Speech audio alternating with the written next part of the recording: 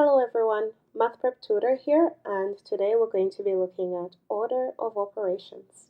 So, if you've been working with simple numerical expressions, such as 5 plus 2, or 20 divided by 4, or even 3 times 7, then you have most likely not come across order of operations because you have not needed them. You have been simply evaluating these expressions and getting the answer. So for example, here you have 5 plus 2 giving you 7, 20 divided by 4 being 5, and 3 times 7 being 21. But if you were to come across an expression like this one, where you have multiple operations, well, that's when order of operations becomes very important. And the reason why is because, well, depending on who is solving this expression, it might turn out that you might come up with different answers.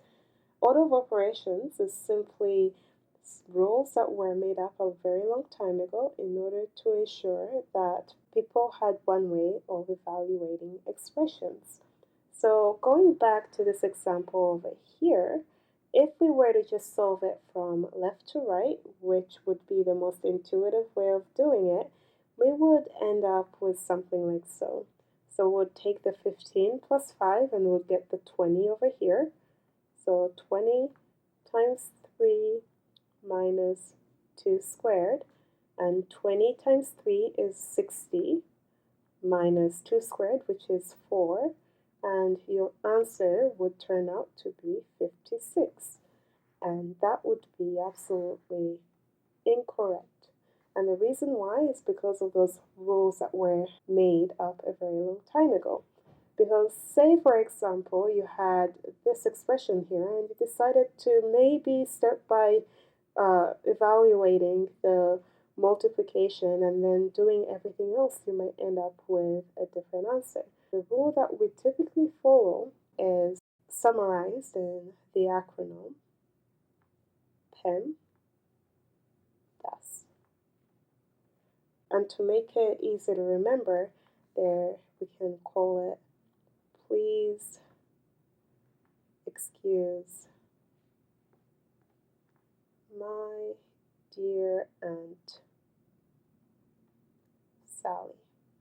That is one way of remembering it, but technically what this means over here is that we would evaluate the parenthesis first, meaning brackets, followed by the exponents if we have any in our expression.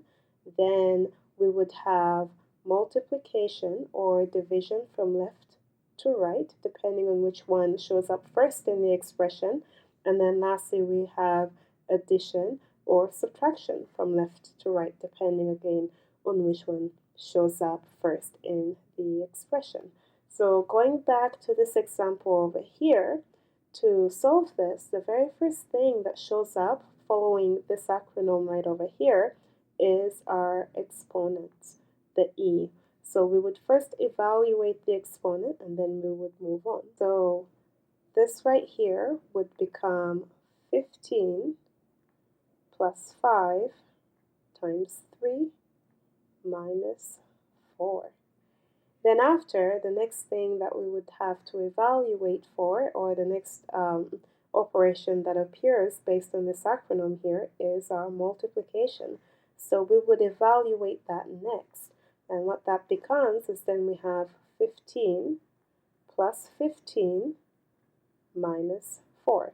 And we were multiplying 5 times 3. Then, after that, we're looking at either addition or subtraction from left to right, depending on which shows up first. And in this case, it is our addition. So we're going to be adding the 15 plus 15 to get 30. And then we subtract the 4. And at the end of the day, our answer would be 26. And this right here is the correct answer. And it's all based on following order of operations.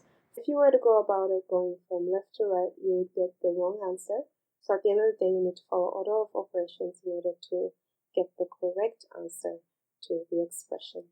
Now let's go into another example just so that we can look at order of operations a little bit further. Say for example, you had this as your second example. You have 4, and then you have 11 plus 2 in brackets or parentheses, subtract 9 times 3.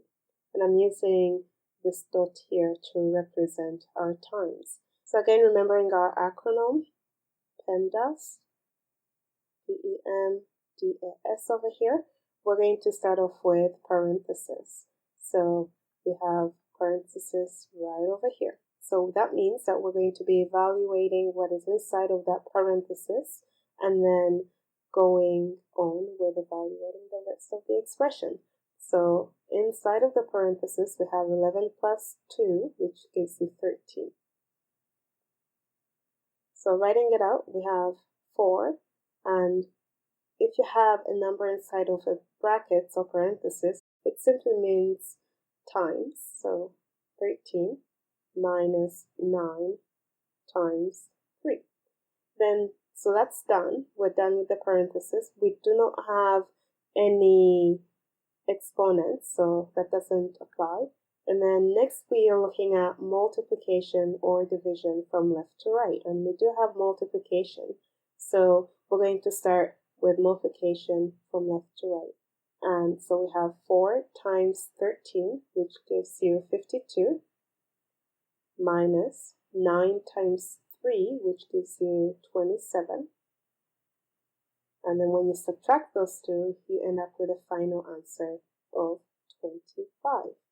And that will be it for this expression right here. So let's look at one more expression in order to kind of wrap it up. Say, for example, you have this type of expression, and I'm going to just have a really long expression here that has multiple brackets or parentheses. So we have 7 minus all of this.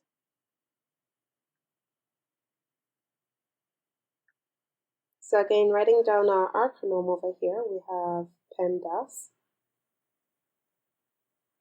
So we start off by evaluating everything that is in the parentheses or brackets. So this right here is our parentheses or brackets.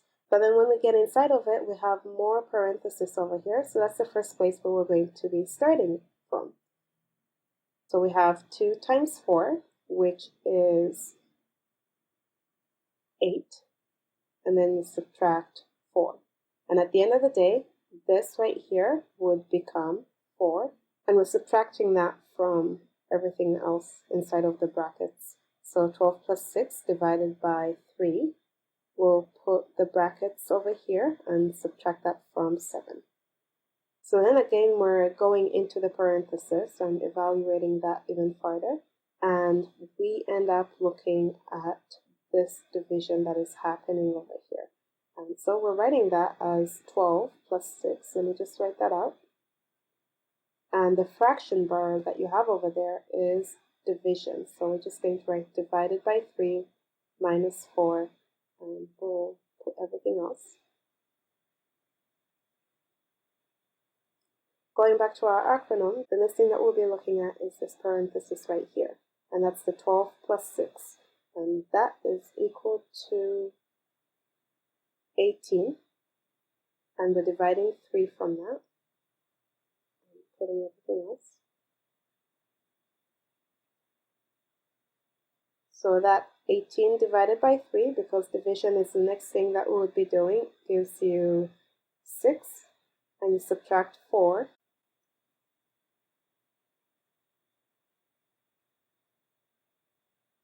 And 6 subtract 4 is 2.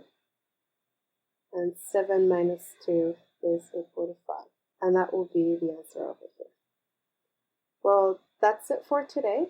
I hope you learned something new with order of operations. And again, remember that this is very important. You always start off with evaluating the parenthesis, followed by the exponents, followed by multiplication or division from left to right, depending on which one comes in first.